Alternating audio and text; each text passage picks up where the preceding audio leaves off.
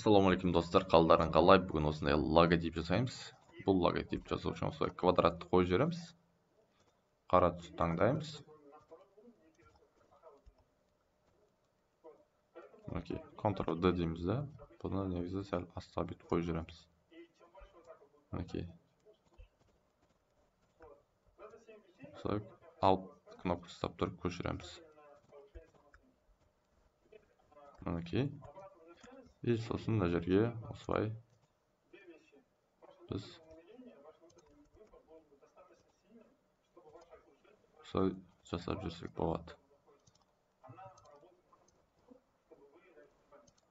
Мінекей достар, осымен енді мына жерге такси деп мен бір басқа шрифт таңдап жасаймын.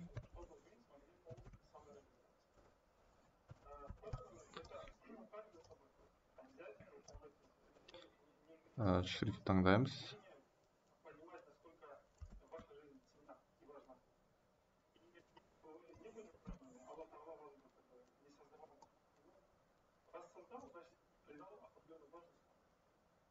Бір шрифтім бар еді негізі.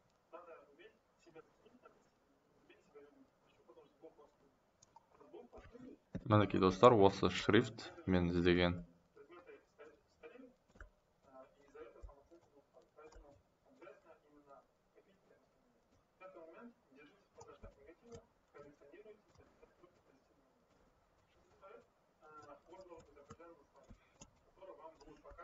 Ctrl-G дейміз де, центрге қойып қоямыз.